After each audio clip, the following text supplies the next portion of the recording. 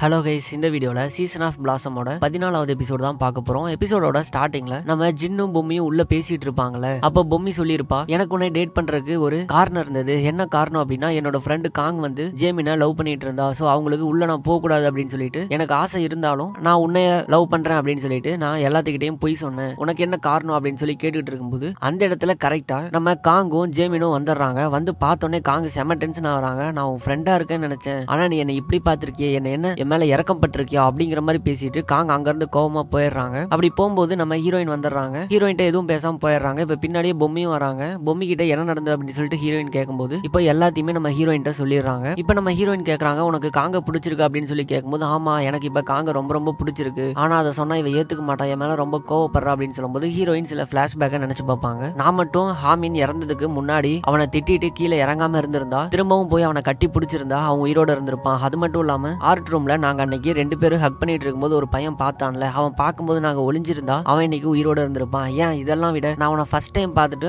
கண்டுக்காம போயிருந்தனா இன்னைக்கு அவன் அவனோட ஸ்டடியில நல்லா ஷைன் ஆகி ஒரு பெரிய கம்பெனில வேலை செஞ்சுட்டு இருந்திருப்பான். அப்படி எல்லாத்தையுமே நினைச்சு பாக்குறாங்க. நினைச்சு பார்த்துட்டு இங்க பாரு, நடந்ததை யாராலையுமே மாத்த முடியாது, அதுல இருந்து மீண்டு வரதுக்கு தான் நம்ம போராடணும். அதனால நீ உன்னோட ஃப்ரெண்டு காங்க உட்கார வச்சு நீ பேசினீன்னா எல்லாமே சரியாகும் அப்படிங்கிற மாதிரி நம்ம ஹீரோயின் ஆறுதல் சொல்லிட்டு இருக்காங்க. இப்ப அடுத்த நாள் காலையில பாத்தீங்கன்னா நம்ம ஹீரோயின் பஸ்ல எங்கேயோ போய்கிட்டு இருக்காங்க. அப்ப ஃப்ரெண்டு கால் பண்ணி எங்க போறேன், இன்னைக்கு ஸ்கூலுக்கு போலையான்னு கேட்கும்போது, இல்ல நான் முக்கியமான ஒரு விஷயத்துக்காக போய்கிட்டு இருக்கேன் அப்படின்னு நம்ம ஹீரோயின் போன்ல சொல்றாங்க. இப்ப கிளாஸ் ரூம்ல காமிக்கிறாங்க. கிளாஸ் ரூம்ல பாத்தீங்கன்னா நம்ம பொம்மி வந்து காங்க கிட்ட என்கிட்ட வந்து பேசு, நான் உன்கிட்ட பேசணும், உனக்கு சில விஷயங்களை புரிய வைக்கணும் அப்படின்னு சொல்லும்போது காங்க எதுவுமே பேச மாட்டா. இப்ப சார் அங்க வந்துடுறாரு. பொம்மி அங்க இருந்து போயிடுறா. இப்ப காங்க பக்கத்துல இருக்கிற அந்த ஜின்னு கிட்ட நீ எதுக்குடா என் பக்கத்துல வந்து உட்காந்துருக்க அப்படின்னு சொல்லும்போது, இது என்னோட பிளேஸ் அப்படின்னு ஜின் சொல்றான். இங்க பாரு, என் மேல நீயும் பரிதாபப்படாத, உன்னை பார்த்தாலே எனக்கு செம காண்டாகுது அப்படிங்கிற மாதிரி கோவமா பேசிட்டு இருக்கும்போது, இங்க பாரு, நான் தான் அவளை ஃபர்ஸ்ட் டைம் டேட் பண்ற மாதிரி நடிக்கலான்னு சொன்னேன், அதனால நீ பொம்மி மேல கோவப்படாத, எதா இருந்தாலும் என் மேல கோவப்படு அப்படிங்கிற மாதிரி காங் சொல்லுவான். எனக்கு இருக்கிற கோவத்துக்கு சிக்கன் பொரிக்கிற மாதிரி உன்னை பொரிச்சிருண்டா அப்படிங்கிற மாதிரி நம்ம காங்கும் பேசி திட்டிட்டு இருப்பாங்க. இப்போ பொம்மி எவ்வளவோ கூப்பிட்டாவும் காங்க நிக்கவே மாட்டாங்க. அவங்க பாடி அங்க இருந்து போயிடுறாங்க. சோ இதை பார்த்துக்கிட்டு இருந்த அந்த 2 பேர் பாத்தீங்கன்னா உங்களுக்குள்ள என்ன பிரச்சனைன்னு சொல்லி கேட்கும்போது, காங் ஏன் இவ்வளவு மோசமா நடந்துக்கிறா அப்படின்னு சொல்லி கேட்கும்போது, சேச்சா அவெல்லாம் நல்லா தான் இருக்கா, என் மேலதான் தப்பு அப்படின்னு பொம்மி சொல்றாங்க. இதை பார்த்துக்கிட்டு இருந்தா நம்ம ஜேமின் வந்து நம்ம பொம்மியை உட்கார வச்சு பேசிட்டு இருப்பான். அப்ப பொம்மி என்ன சொல்றானா, உனக்கு என் கூட ஃப்ரெண்டா இருக்க விருப்பம் இல்லை அப்படின்னா சொல்லிரு, பொய்யா என்கிட்ட பழகாது அப்படின்னு சொல்லும்போது, சே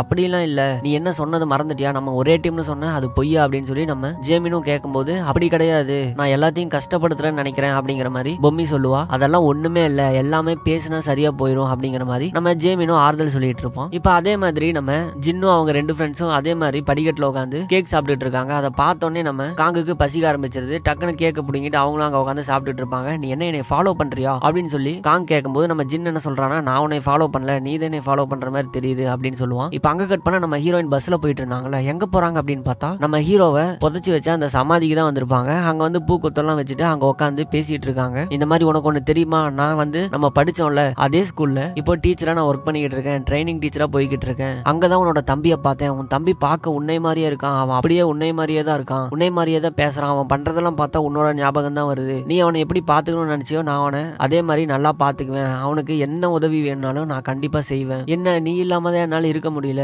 உன்னை நினைக்காமலும் என்னால இருக்க முடியல, ஒரு நிமிஷமும் உன்னோட ஞாபகங்கள் என்னை வந்து கொன்னுகிட்டே தான் இருக்கு அப்படின்னு சொல்லிட்டு நம்ம ஹீரோயின் அங்க கதறி அழுதுகிட்டு இருப்பாங்க. இங்க நம்ம ஜேமினும் பாத்தீங்கன்னா சார் கிட்ட வந்து நம்ம ஹீரோயின் வரலையா அப்படின்னு சொல்லி கேட்கும்போது, இல்ல இன்னைக்கு லீவ் போட்டு ஏதோ முக்கியமான வேலைன்னு சொல்லிட்டு அவ போயிட்டா அப்படிங்கிற மாதிரி சொல்லும் போது, சரி ஓகே நான் அவங்க கிட்ட பேசிக்கிறேன் அப்படின்னு பின்னாடி திரும்பும்போது அந்த இடத்துக்கு நம்ம ஹீரோயினை பாக்குறதுக்காக நம்ம ஹீரோயினோட ஃப்ரெண்டு வந்திருப்பாங்க. அவங்க நம்ம ஜேமினை பார்த்த உடனே, நீ தானே ஜேமின், வா உன்கிட்ட பேசணும் அப்படின்னு சொல்லிட்டு, நீ பார்க்க அப்படியே உங்க அண்ணனோட சாயில்ல இருக்க, ஹாமின் மாதிரியே இருக்க அப்படின்னு சொல்லி பேசுவாங்க. அது மட்டும் இல்லாம ஃபர்ஸ்ட் டைம் அவ வந்து உன்னைய பார்த்துட்டு எனக்கு ஃபோன் பண்ணி சொன்னா, அப்ப நான் ரொம்பவே வருத்தப்பட்டேன் அவளை நினைச்சு, ஏன்னா அவ இப்பதான் அதுல இருந்து மீண்டு வந்துகிட்டு இருந்தா, திரும்ப அதுக்குள்ள போயிருவாளோன்னு எனக்கு ரொம்ப கஷ்டமா இருந்தது. எனக்கு புரியுது, அவளாலதான் எல்லாம் நடந்துருச்சு நீயும் நினைச்சுக்கிட்டு இருந்திருப்ப, ஆனா அவளை நீ வெறுத்துறாத அப்படின்னு அந்த ஃப்ரெண்டு சொல்லிட்டு இருக்கும்போது நம்ம ஜேமின் என்ன சொல்றானா, சேச்சா நான் அப்படிலாம் ஒண்ணுமே நினைக்கல, அவங்க என்னோட அண்ணனுக்கு உதவிதான் பண்ணிருக்காங்க, ஆனா என்ன பாதியிலே விட்டுட்டு போகாம இன்னமும் கொஞ்சம் நீடிச்சு உதவி பண்ணியிருந்தா, கூடவே இருந்திருந்தா எங்க அண்ணன் உயிரோட இருந்திருப்பானோன்னு எனக்கு அவங்கள அப்பப்ப பார்க்கும்போது தோணும், அவ்வளவுதான் அப்படிங்கிற மாதிரி ஜேமினும் சொல்லிட்டு இருப்பான். இப்ப நம்ம ஹீரோயினுக்கு அந்த இடத்த விட்டு வரக்கு மனசே இல்ல.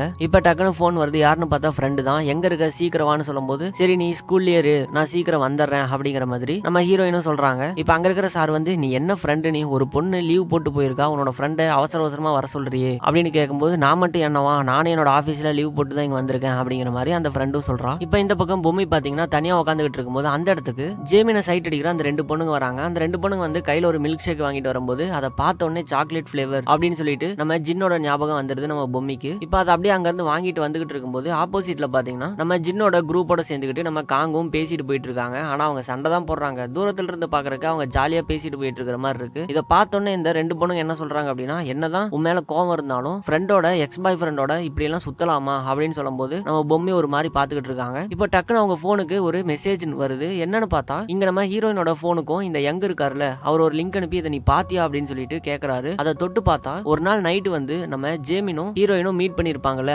ஜேமினுக்கு ஆறுதல் சொல்றதுக்காக. அப்ப யாரோ ஒருத்தங்க போட்டோ எடுத்து அதை வைரலா பரப்பி இருக்காங்க. அதுல நம்ம ஹீரோயினோட ஃபேஸ் மட்டும் நல்லா தெரியுது. நம்ம ஜேமினோட ஃபேஸ் அவ்வளோக்கா தெரிய மாட்டேங்குது. அதை பார்த்து கீழே அசிங்கமா கமெண்ட் போட்டுக்கிட்டு இருக்காங்க. ஸோ இதோட இந்த எபிசோட முடிக்கிறாங்க. இந்த வீடியோ எப்படி இருந்ததுன்னு சொல்லிட்டு கீழே கமெண்ட் பண்ணுங்க. வீடியோ பிடிச்சிருந்தா லைக் பண்ணுங்க. இதுக்கப்புறம் என்ன நடந்தது அப்படின்னு சொல்லிட்டு அடுத்த வீடியோல பார்க்கலாம். So thank you, by.